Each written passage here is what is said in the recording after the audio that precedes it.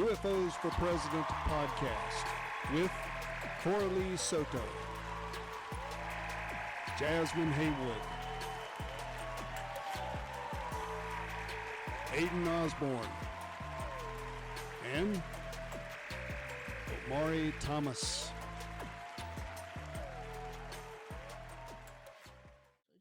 I think. Well, but the program.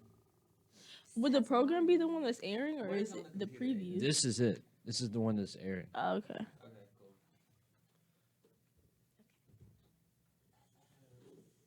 Press start or? I already did. Welcome everyone to the UFOs for President podcast. This episode 1, today we'll be discussing haunted objects. Here's a story from Focus Travel. It's the list of the 7 most cursed objects in the world. And here on the computer, we have Annabelle. Wait, is there a way we can oh, it's down at camera 5. Can't you switch it? Wait. Okay. I don't know. To switch it to the preview of what's on the. Okay. Oh. And the Hope Diamond, Oh shoot. My bad. the Terracotta Army, We need to redo this. Yeah. Stop it. What do you no, want? say it. The Goddess of Death statue and the Dark Mirror. Wait, do I say the phone number? Because this is a phone number, and that just says the number. Okay. Okay. Okay, a phone number, and then we have the David King box. And then we have the haunted wedding dress. Who is that one? Mine. I have all the rest of them. We have the cursed painting. We have the cursed painting of the crying boy.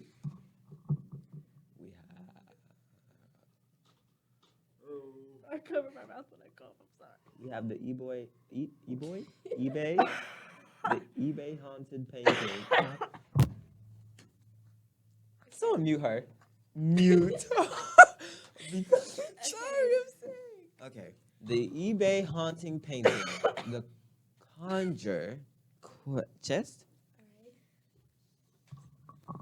All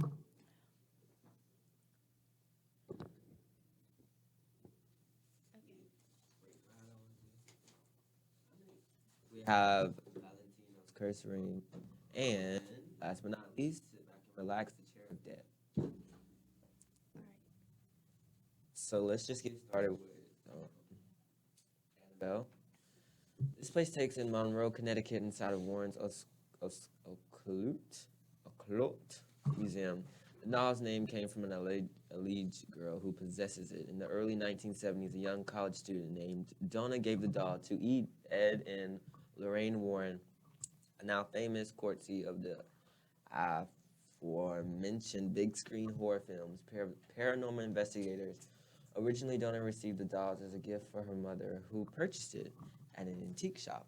Over time, Donna and her roommate noticed that the doll had the tendency to move, but be from locations throughout the apartment, or positions, upright, legs, crossed, etc. Later, after these realizations, things escalated. Donna would find notes reading help in the apartment, and one night even came home to Annabelle's repositioned and covered in red substance. That's when she decided to contact a medium. Sure-footed in the answer, the medium told the girls that the doll was inhibited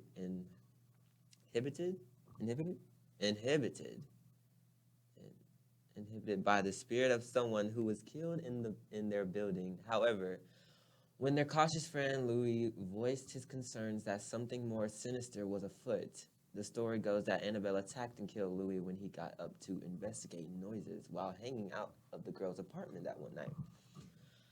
At the wit's end, the girls contacted the Warrens via a priest who decided the dolls contained a demon straight from hell. When an exorcism failed to do the trick, the Warrens agreed to move the doll to a secure location inside a glass box at the museum in Connecticut. What's a fun fact, unlike how it's depicted in the films on which it's based, the real Annabelle is actually a Raggedy Ann doll. And here we have her being in, here we have the doll. the doll in the box, which is in the museum in a big secure box. Yep. Are we gonna talk about the Annabelle doll? Oh, what? I mean, what do y'all think? Do y'all really believe that this doll was? Ooh, I'm gonna get you.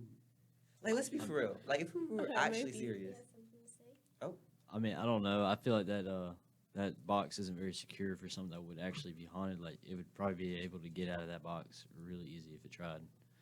But I don't know.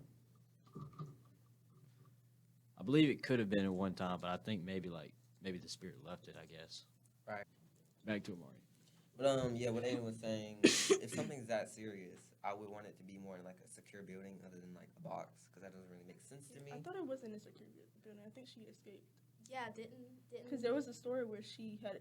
I remember when it first happened, like in 2020, I believe, like when it was like.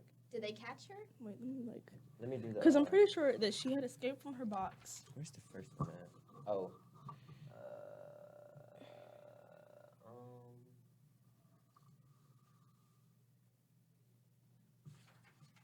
Well, I mean, like, honestly, if you look at it, like, I mean, it looks like it's in that building does not look like some Yeah, it's secure facility, and that box looks like it's locked by like. And I don't feel like even it's see a padlock. different doll. I feel like Annabelle would probably be from like a different doll, because why is a possessed haunted doll in a wooden box? I mean, that's correct, but I wonder if it's got something to do with the type of wood that it's in, you know, like the wood that It was it's like in. doused would in be holy like, water. yeah, or like the material of it. Like, you know how sometimes you have different woods, and I guess in folklore, different kinds of houses, you know, would be made out of, like churches would be made out with certain woods to give them, like, I guess, a protection. Yeah. Right.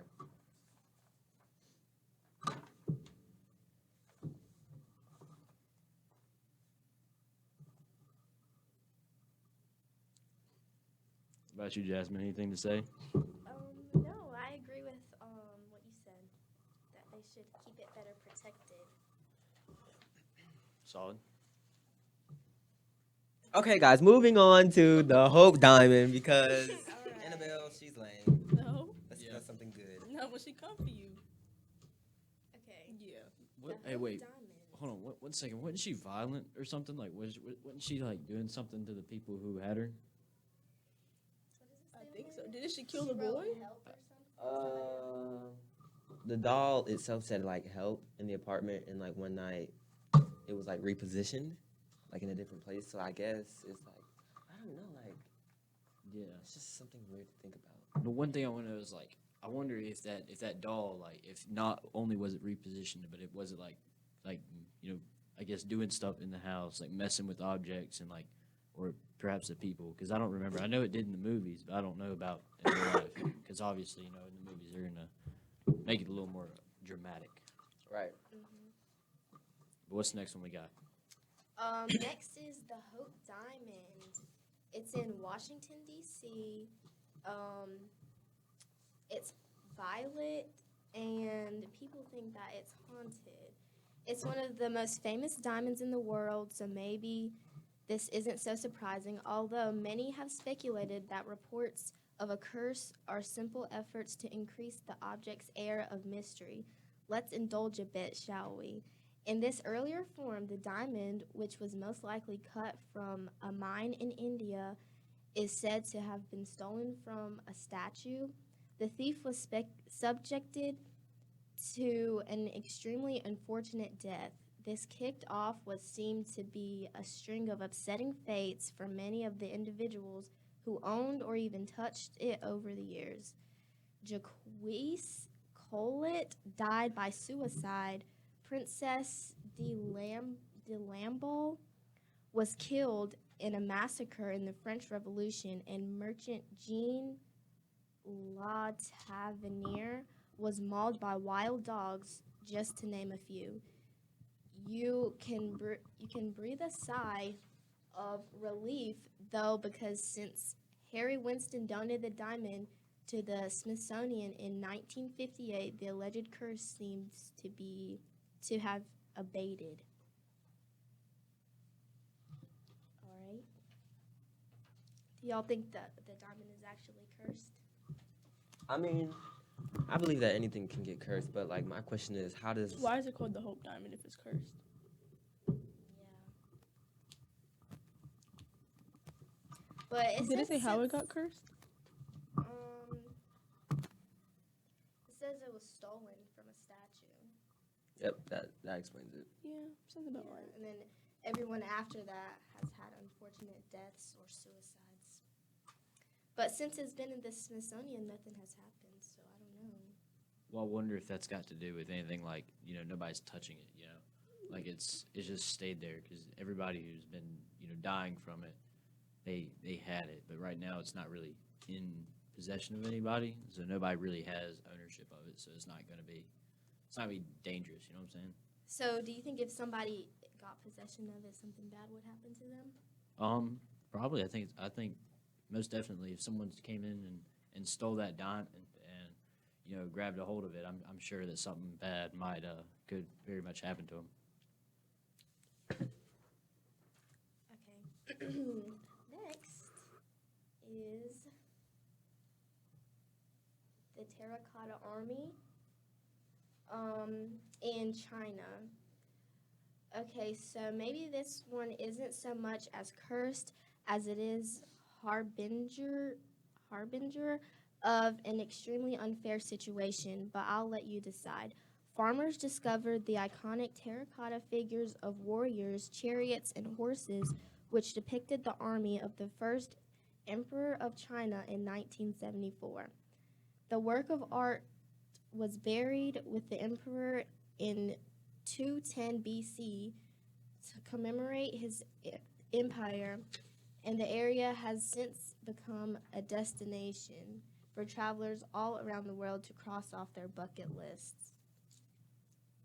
I don't know about this one. So was that army like real people, or was that like just statues carved for the guy, the emperor? I'm not sure. Wait, where was Which this? depict the army in China.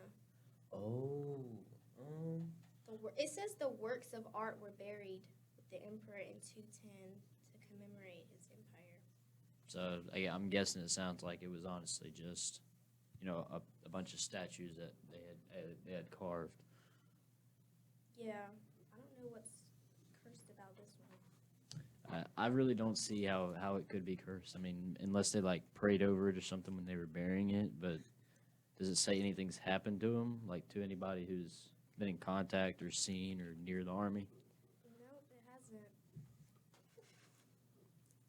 Okay, next. you got this, Aiden.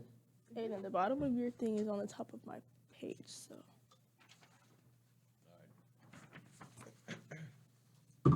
So you said the bottom. At the Of top. it's at the top of my page. Oh, that might have been for mine right there. That might have been for yours. Well, this one. Should I read the rest of that one? Or? Yeah, you can.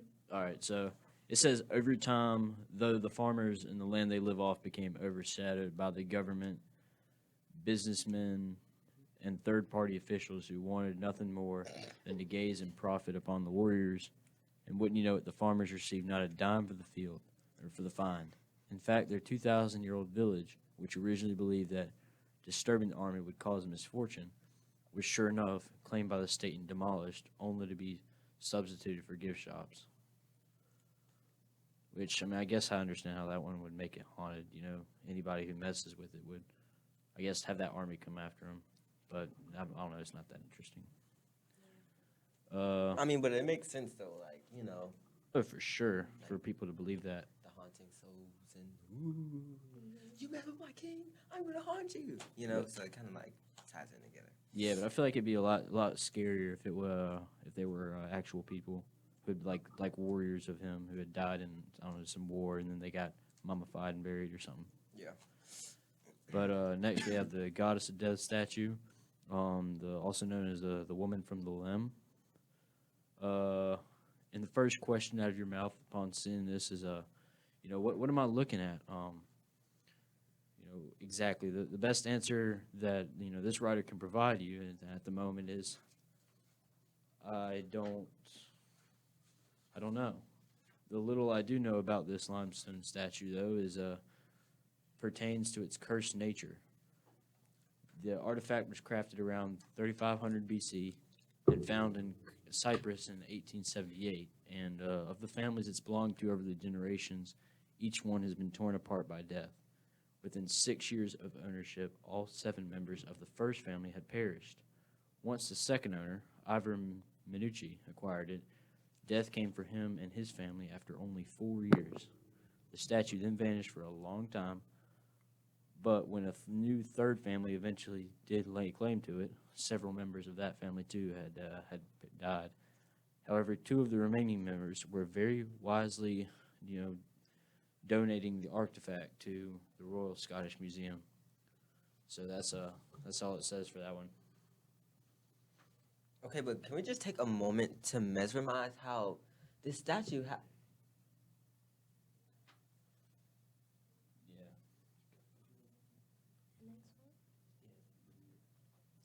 Wait, no, that's it, right?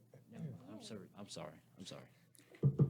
Okay, what were you saying, Omarri? Oh, I was just saying how funny it is that this statue that you were talking about has literally the biggest BBL I've ever seen. That's sick. Like, can we just talk about how it has more curves than, like, Beyonce? Like, come on. The Beehive won't come for you for that one. Do you really think it's a death statue or the people just died after getting it? The BBL? The death statue. Oh. I mean, I believe anything can happen. So, that's kind of skeptical how, but, the reason behind it would make more sense. Yeah. I don't know. I mean, I feel like it's kind of weird how the only thing connecting all the families and their deaths were that they own that statue. Not that they did not know each other at all. They just bought it from I guess like an auction or something, and then just happened to die. Like that's definitely something that can't really be explained, and that the explanation they came up with would very much fit. Yeah. Okay, let's go on to the next one. Is it your turn, Coralie? No, It's still mine. Oh, okay. I need my paper break though. I'm prepared. So next we got the Dark Mirror, the world's only mobile museum. Which one was yours? The phone number? Oh, it's got the top of mine. Okay. The world's only mobile museum of the unexplained holds this mysterious mirror, which seems to literally take a life of its own. The museum obtained it from the original owner, who purchased it while attending a psychic fair in the Columbus area. That same owner said they were struck with very upsetting visions when gazing into the scrying mirror's dark reflection. According to the museum, visitors also claimed to have reported uncomfortable sightings such as their own corpse when gazing into the reflective glass. So, what are we thinking about that one? I feel like that could possibly be true because a lot of people use mirrors as like a way to connect to other realms. Didn't they make a movie about that one with I think they have Karen Gillan with it and someone else, and it was like this thing. It was like a mirror that made you hallucinate, and you would think that you were. I remember one scene, and it was they thought they were holding an apple, and they bit into it, but it turns out it was a light bulb, and it had crushed and obliterated their mouth. So I wonder if that's kind of what that movie was based about, was this mirror, and I wonder if the people who saw their own corpse, if it was driving them mad, and eventually leading to them maybe taking their own life or something of the sort. All right.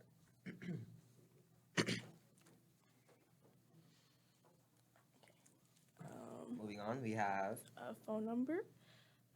Whether you consider this an object or not is up to you. I'm on Team Object, but it was just too wild to leave off the list. In short, several people who had the phone number 0888-888-888 have died in pretty intense fashions. The number first The number's first holder, former Mobitel CEO Vladimir Grashnov, died of cancer at 48 in 2001.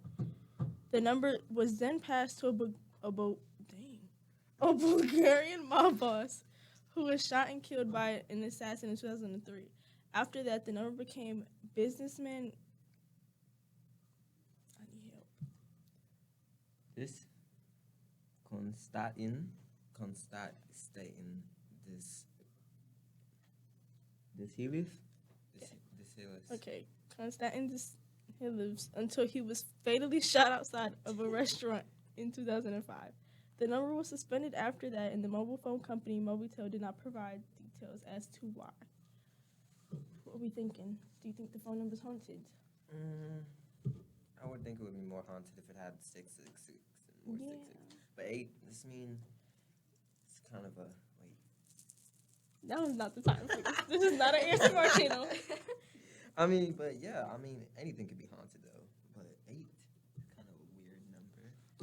It is a weird number, but I feel like it's very possible for it to be haunted because Right. like the first guy died, and I wonder if his. Well, the first guy died of cancer. Like, it wasn't nothing crazy. Yeah, but it's still like it's something that he couldn't change. It was something that got him, and while he was young, or that's young for an adult, and he still had a lot of stuff to do in his lifetime, and I guess maybe him being taken out in the middle of it with a lot of that, as you heard, I guess as I've heard before, was that unfinished business would lead him to come back and haunt that number and anybody who had it.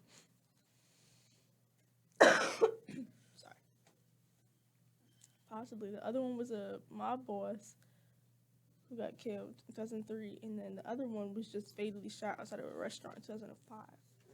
So, I mean, that does seem kind of odd how they're not really like, unexpected deaths, but I wonder if if the person was just, he could have been taking control of the people who were killing them. The number? Yeah, but like the guy who originally died of cancer could have been taking control of the people who had the new number. Yeah, like he could have been like, okay, there's this guy walking by with a gun. He possesses that guy with the gun and kills the person who has that number. Is that number still out, or did the phone company stop? It says the number was suspended after that, and the mobile phone company did not provide details as to why. Do you guys want to call it? No thanks. I'll be all right. Well, something definitely had to be up if they stopped. I don't know if it's still in use, but this is suspended. We can check. Okay. I'm not calling the phone. I'm not calling the phone number. I'm Googling is the number still working. Or it might. And they didn't explain why either, so that's kind of weird. Yeah, because they get in trouble for whatever they did. Yeah.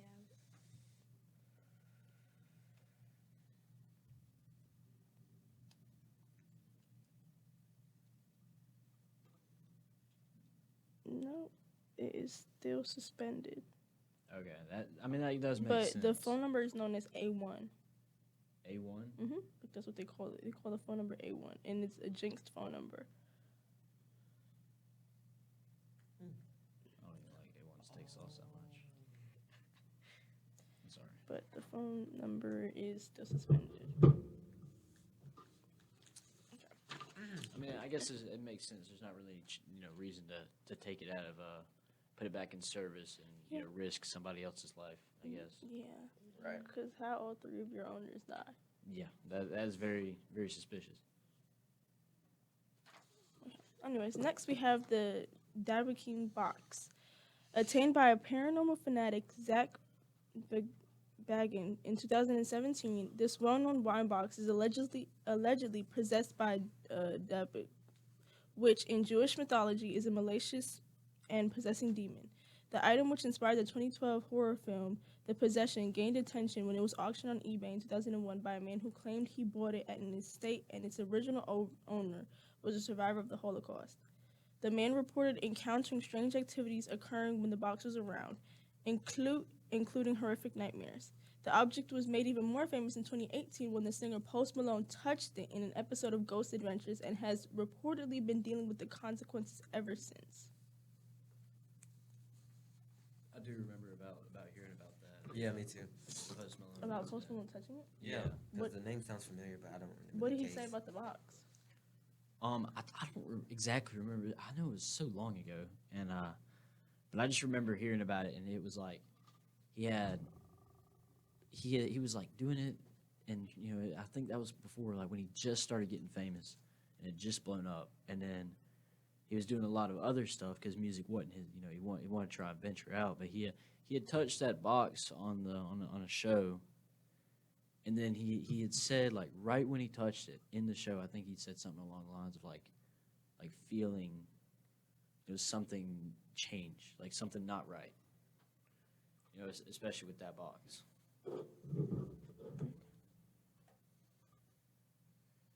That's odd. But like I said, I don't remember. That was so long ago.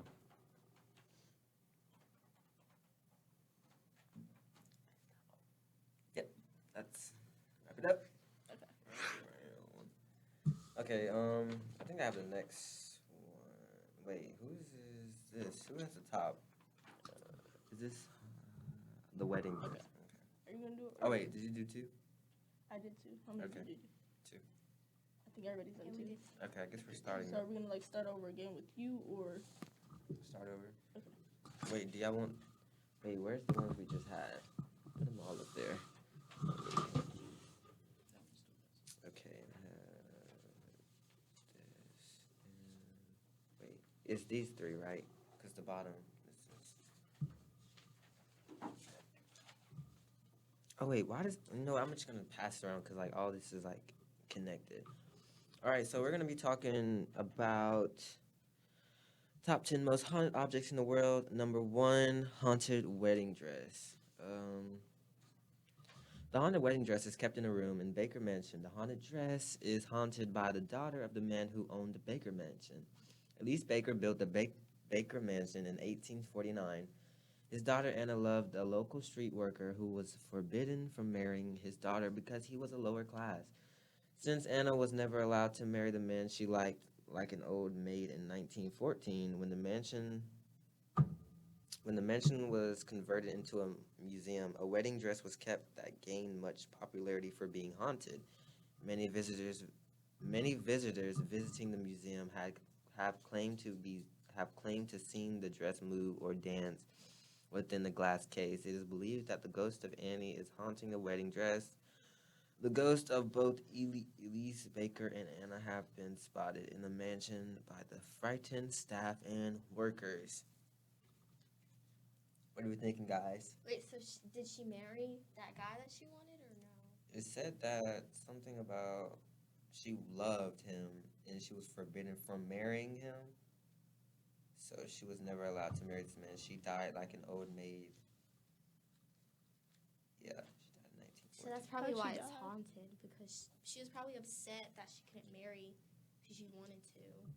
But imagine working there. That's so scary if you see the dress just moving on its own. Yeah, I can see that happening. Yeah. Yeah, it even says that the couple that liked each other, they have been spotted in the museum, and they have frightened the staff members. Do they have pictures of the couple? Like, is that how they would know what the couple looks like?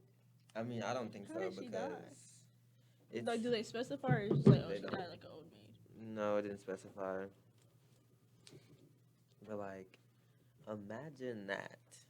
I mean, I could see it, but like, can see her haunting her parents because they were the ones who like, oh, you can't do this. Yeah, not the museum. But Maybe she's looking for them. is And this she not can't her get dress? out because you know how, yeah, but you know how like sometimes when you put like something that's haunted or cursed in an area, it can't leave that area. Right. So that's probably why it's just going around in the museum. But that's messed up. Anyone got any other? Aiden? I don't know. Like it definitely looks like the I don't know. It just looks like something that would be haunted. It's quite a wedding dress. Yeah, it's not typical. I mean, I mean, guess it's old, so it wouldn't.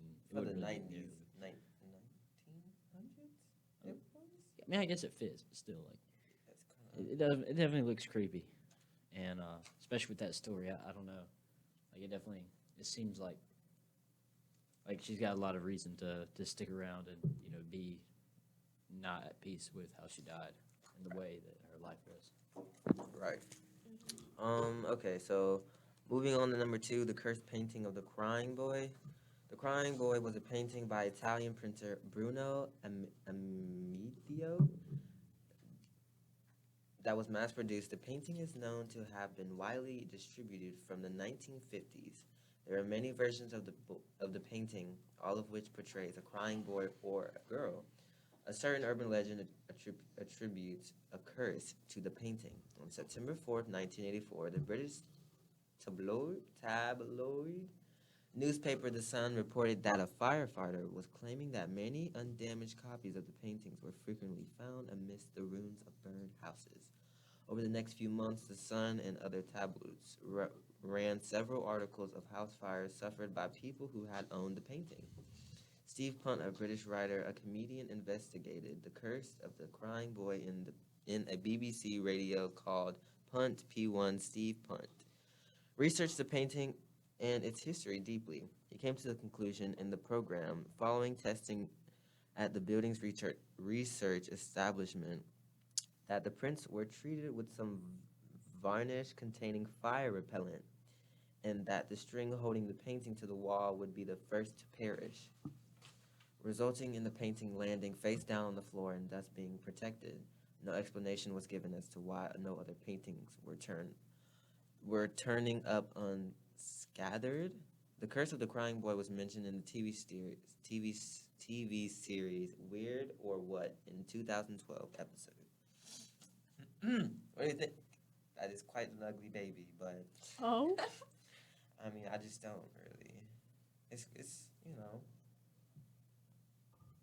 It's crazy how it did, like, nothing happened to it after the multiple fires that it had been through. Like, Right. yeah. Yeah, because it said something about fire repellent on the painting, which I don't think this was intentional. This was just like a weird paranormal thing. So I do find that weird. Yeah. But did it say anything about, like, anything bad happening? About, like, with the painting, the people who had it? It said that, where was it? Because I know a couple died. Let's see. The Sun reported that a firefighter was claiming that many undamaged copies of the paintings were frequently found amidst the ruins of burned houses. So with that being said, there was multiple copies, and they were in houses, and like they all had the same death. Like, you got this painting, oh, you're gonna die. Oh, you got this painting, oh, you're finna die too. Y'all got this painting, house gone. So Which it, like, is really- caused house fires? That's what I'm assuming. So, but the painting was fire repellent, which I don't really. It's That's kind kinda of odd. it's very odd for all the mass. Well, Yeah. I mean, I've seen fire like repellent stuff be it may take longer to catch on fire, or it might not be as damaged, but I've never heard of anything, especially a painting that's been or like a drawing covered in fire repellent that hasn't burned. Like, it still burns, you know what I'm saying? It just takes a little longer and the damage isn't that bad, but for that painting to still be there even after a house fire, like, house fires get unbelievably hot Right. to where they will just like melt even they melt bricks like inside these houses, and there is absolutely no way that painting, even with with the most extreme fire repellent they could have had, to stick around after that fire. Right. And for it to happen on multiple accounts. Exactly, yeah. Exactly. That is. All right, next is the eBay haunted painting. Sounds interesting. The Hands Resist Him is famously known as the eBay haunted painting. The painting, created by artist Bill Stoneham in 1972, which depicts a young boy and female doll standing in front of a glass paneled door against which many hands are pressed. The painting became famous due to the viral memes that circulated on the internet in February 2000, when it was posted for sale on eBay along with an elaborate backstory implying that it was haunted. According to the seller, the painting carried some form of the curse and it is haunted. The seller also claims that the characters in the painting moved during the night and that they would sometimes leave the painting and enter the room in which it was being displayed. The listing also included a series of photographs that were said to be evidence of an incident in which the female doll character threatened the male character with a gun that she was holding, causing him to attempt to leave the painting. A disclaimer was included with the listing absolving the seller from all liability if the painting was purchased. Ooh, that is no. Do y'all think that's true? I mean, anything's possible, so I'm gonna go with yeah. But just from looking at that painting, it's quite horrific. Yeah, I think some of the things could be true, but also some of them not, because it says here that that the person who was selling it on eBay came up with an elaborate backstory implying it was haunted. So I don't know. They could have made up some stuff. Some stuff could have actually happened. That's very true. One thing I was wondering, thinking about is like I've heard of stuff like that, but what if he's up playing it, but what if it could definitely be haunted and he just stretches it a little bit? Like I don't know. I feel like it'd be very possible for some painting that he had come on to be to actually be haunted and to actually move at times, but I really don't believe that it happened to the extent that he was saying. Or I mean, it could have. It very much could have, but it could have been a lie. And he could have just been saying it to sell it on eBay. Oh yeah, for sure. Because if you have like some haunted painting, there are a lot of people who are going to say, "Never mind, don't want it." Mm-hmm. But if it's a painting is like this isn't some extraordinary work of art. This isn't beautiful, but there are a lot of collectors that are going to be willing, they're going to pay a lot of more money if they think or know that something is haunted. And the more haunted it is, the more dangerous it is, the crazier it'll be in your collection. Right. Anything to say, Soto? No?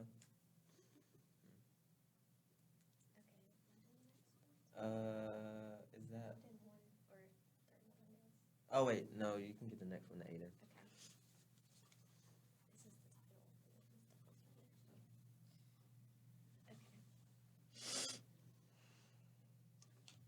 All right, so the next one we got is the conjure chest, and it is more than 150 years ago. Jacob Cooley ordered his African-American slave Hossie to build a chest for his child. Hossie set to work in the process of building the chest, but due to some unknown reasons, Jacob Cooley didn't like the chest that was made by his slave. He beat his slave to death, and Hossie's fellow slaves wanted to take revenge against their master. They asked a conjurer to curse the chest, leading to the death of 17 people close to Cooley, including his firstborn son. Later, the curse was lifted by another conjure woman, and this chest now lies in the Kentucky History Museum.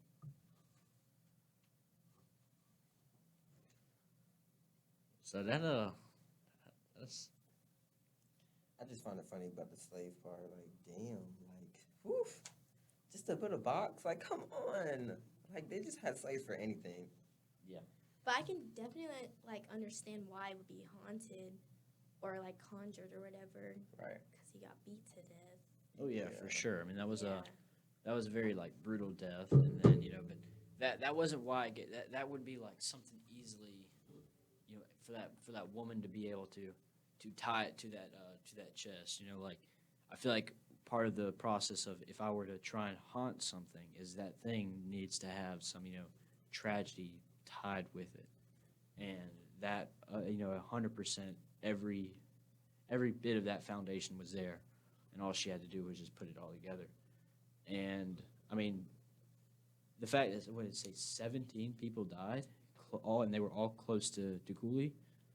Yeah, 17 people just died recently after that thing, including the firstborn. That's definitely not just a coincidence. Definitely not, especially with the firstborn. Haunted. That firstborn's always something that you hear is something that really has a strong, I guess, spiritual tie to them, and would is really really evil to have the firstborn done or killed, sacrificed. Right. How many did you read? I just read one. Oh, okay. I got the next one too. Wait, how many more left? We got Valentino's Cursed Ring. Sit back and relax, the Chair of Death, and that is it. Do you want to read one or two? It doesn't matter. I mean, I'll read the next one for sure. But if y'all want me to read the one after that, the Chair too, it's up to y'all. But I'll just go ahead and read. Did you want to read the last one? Gordon? Oh, I could read the last one. I Okay, thought. well, just okay. read this one then. All right, I'll go ahead and start on the next one. So we got Valentino's Cursed Ring. Rudolph Valentino is a famous Italian-born actor, Italian-born American actor who acted in 7 silent films during his career. Before the release of his last 2 movies, he came across a silver ring decorated with semi-precious stone in a jewelry store in San Francisco. Valentino was very much anxious to buy the ring. The jeweler had claimed that the ring was cursed, though. This made Valentino even more interested in buying the ring, and he bought the ring immediately. He wore the ring during the filming of the movie, The Young Rajah, and that was a failure. He wrote it in his last movie, The Son of the Sheik, soon after which he died of acute peritonitis while still wearing the ring. The ring was passed on to Pola Negri, who was a close friend of Valentino. Even she fell ill shortly afterward, but she recovered, and she didn't recover in her career. The ring was passed on to Russ Colombo, younger sister of Pola, who died in a shooting accident. Colombo's friend Joe Casino was the next owner of the ring, who placed the ring in a glass case. Joe Casino was highly tempted to wearing the ring, who died in a traffic accident immediately, I guess, after putting it on. Casino's brother, Dell, was the next owner, who put it in a safe after wearing it proudly for some times. James Willis robbed the ring from the safe, who was shot dead by a policeman while still. The ring was in the robber's pocket. The ring was placed back in the casino safe. Small-time director Edward Small borrowed the ring, who had planned to use it in a movie on Valentino's life. An unknown man in the set, Jack Dunn, wore it during the test, who died shortly of a rare blood disease.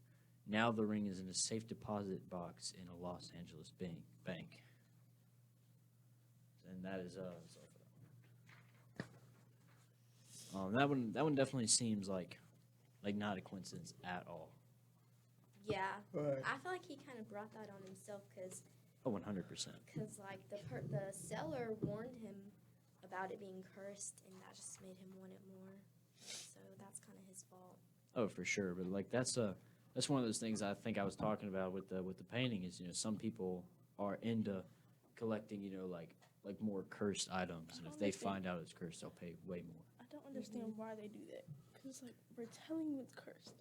Why would you want to buy that? And then they get shocked when their life is ruined. Like, let's get it together, please. I really have no clue. But the fact that he was like, it sounded like he had a good career ahead of him. He had a couple good movies under his belt. He was doing all right. Working on a movie that seemed to be doing all right. And then as soon as he came into possession of that ring, it said his whole career went just, bottoms up into the ground. Definitely not a coincidence. Not at all. And especially, alongside that, he also he said he got hurt from something that, everybody else was dying of, like, super rare things, like a rare blood disease that he hadn't had it up until he came into that ring. And once he got that ring, that blood disease got into him. Next topic is the chair of death. This chair above was the favorite chair of Thomas Busby, who worked in the local pub. Busby was convicted in 1702 for the murder of his father-in-law, Daniel Audie, whom he supposedly strangled for sitting in his favorite chair after an argument about Thomas's wife, Elizabeth, the daughter of Daniel Audie. Before leaving for the gallows, he stopped by the pub where he worked and put a curse on the chair. He claimed that anyone who would sit on this chair would be haunted and eventually die slowly. For many centuries, the chair remained in the pub. Many people dared to sit on the chair before going to the war, World War II. In 1967, two Royal Air Force pilots who sat in it, and while driving back, they crashed into a tree and died. A few years later, two bricklayers decided to sit in it, and that afternoon, the one that sat in it fell to his death. All those who sat in the chair have died, giving the name Chair of Death. Now the chair lies in a local museum in Thirsk, England. The museum has made it nearly impossible for anyone to sit on it, ending further killings.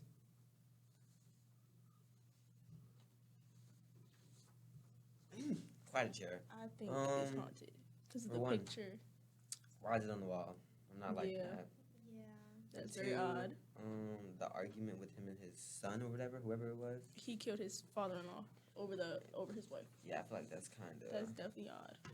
You know. The fact that he put a curse on it before he left.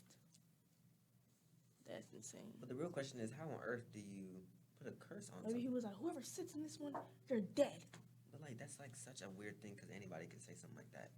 Or does that How curse, did wait? Hold or on. does the curse linger? Well, Or is it like a certain I'm trying to- incantation or spell?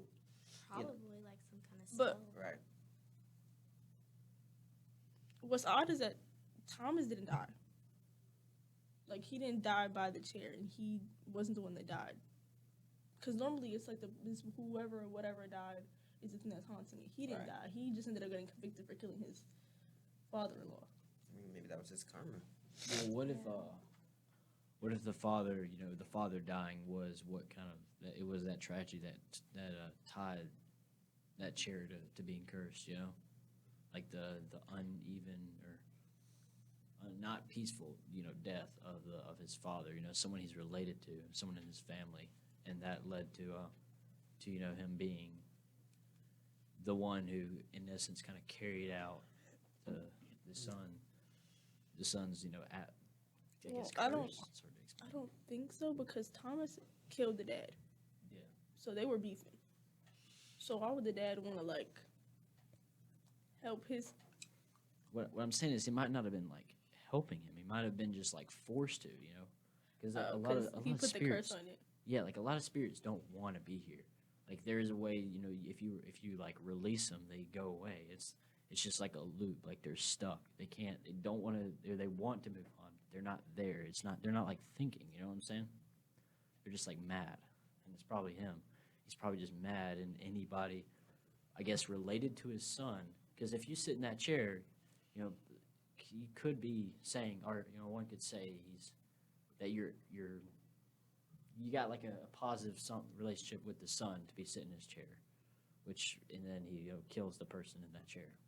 Or whatnot. I don't know. Anyways, thank you guys for joining us. Episode 2 will drop next Tuesday. You can find us on T.O. Hannah podcast channel on Spotify and YouTube. UFOs for President out. For sure.